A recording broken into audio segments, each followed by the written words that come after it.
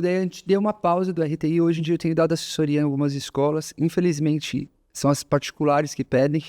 Então, num colégio super top aqui em São Paulo, Vital Brasil, eles já fazem um trabalho muito bom. E eles, desde o ano passado, a gente está fazendo essa assessoria e eles estão tendo essa capacidade. Eu gosto de imaginar que se o Paulo Freire estivesse vivo, ele viveria o que ele pregava,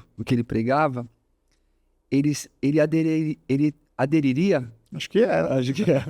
Ele ia aderir às práticas baseadas em evidências, porque o Paulo Freire tem uma frase que é assim, que o bom professor é aquele que tem a capacidade de repensar o pensado.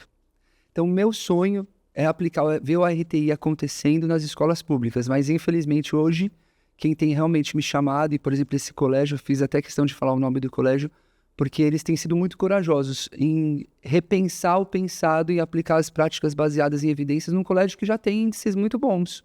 Dom Vital, você falou? Colégio Vital Brasil. Vital Brasil, interessante. Até porque as pessoas perguntam para mim, mas alguém já faz isso? Eu falo, não que eu saiba, não sei como é que está acontecendo. Sei que teve alguns estudos e tal, mas uma coisa é no estudo, outra coisa é na vida real, depois que o estudo passa, né?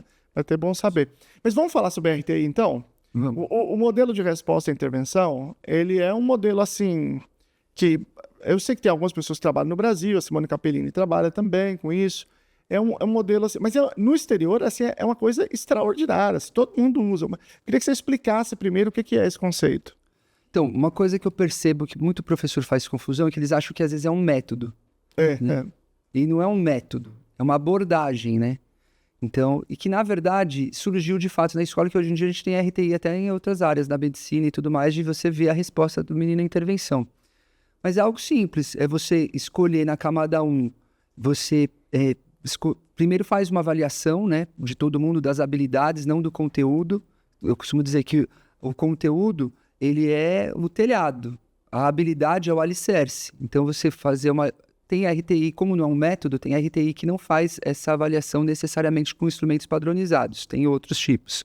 Mas as pesquisas mostram que quando você coloca um instrumento padronizado, como é de se esperar, a eficácia aumenta, né? Porque você consegue fazer uma intervenção mais precisa. Então, você tem um momento de triagem universal, onde você vai avaliar todo mundo, vai ver ali onde estão as dificuldades e vai elaborar um plano de intervenção, que pode ser, não precisa ser só em português, pode ter RTI, por exemplo, para questões comportamentais. Se fosse comportamentais, eu faria um RTI pensando no trabalho, por exemplo, de funções executivas.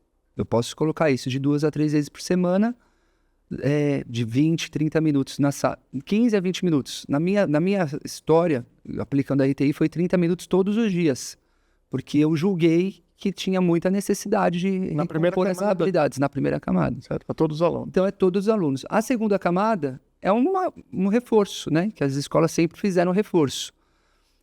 Só que aí você tem um parâmetro para identificar essas crianças. Você não precisa esperar ela ir mal na prova.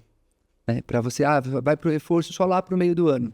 Não, eu já avaliei todo mundo no começo do ano, eu pensei aqui numa resposta, numa intervenção, aí eu vou analisar, em 2, 3 meses eu estou vendo aqui uns 20% que não está acompanhando a turma. Então uma coisa legal do RTI é que você não compara ele só com o teste, você está comparando ele com a turma mesmo.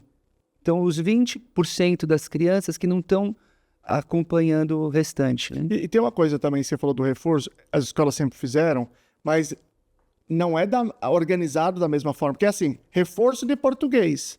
E às vezes você precisa olhar para a habilidade específica. Ele não tem essa habilidade, então vamos fazer aqui. Ele não tem essa habilidade, então vamos ensinar essa. Não é genérico assim. O professor escolhe, normalmente o reforço da escola é assim, professor, qual você acha que precisa? Acho que precisa desse. Não é uma coisa que você tem uma avaliação, que você, de fato, por exemplo, determina um padrão como esse e não olha aonde que está faltando. Às vezes é uma habilidade específica que não precisa ser aprendido outra, né? Ser ensinado outra. E assim por diante. Ou seja, esse reforço dentro do RTI também é mais direcionado, mais organizado. Eu acho que a questão da RTI são a prática baseada em evidência. Esse acho que é o pulo do gato, entendeu? Então, assim, por exemplo, esse olhar que nem você falou, para habilidade. Então, os professores, eu tenho muita dificuldade, às vezes, de pensar na habilidade. Eles pensam, às vezes, a gente, professor, né? Pensa muitas vezes no conteúdo que você tem que dar, mas não pensa nesses alicerces que estão faltando. E acho que a abordagem do RTI vai trazer para a gente esse olhar para a prática baseada em evidência, para a gente fazer bem feito algo que a gente sempre fez. Por exemplo, uma coisa que eu vivi quando eu era professor na escola em Guarulhos, na escola pública. Tinha aula de reforço, que seria a camada 2.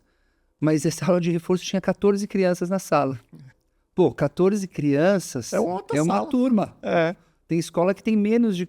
Né? Então tem que ser... Pesquisa, por exemplo, com a Capellini e de linguagem, de intervenção na parte da leitura escrita, vê que a intervenção com até 4 crianças tem o mesmo efeito de se fosse individual. Então, dependendo da habilidade que você está trabalhando, é até legal com mais crianças, mas não 14. Aí perdeu, né? Então, assim, o RTI, quando você vai estudando o RTI, você vai vendo, por exemplo, não é só... Que nem eu explico para os pais no consultório isso também. Que muita criança fica no consultório muitos anos fazendo a psicopedagogia. Eu falo, olha, eu gosto de ser conhecido como um cara que se torna inútil.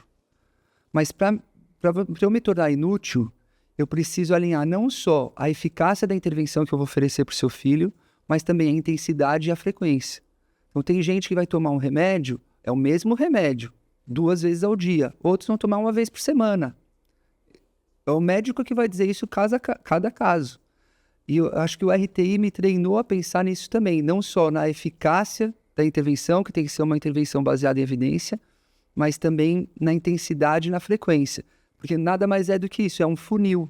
Então você vai aumentando o nível de suporte que você vai dando para a criança à medida que você vai vendo que ela precisa, que você vai analisando a resposta dele à intervenção. Então não é algo difícil assim de estruturar.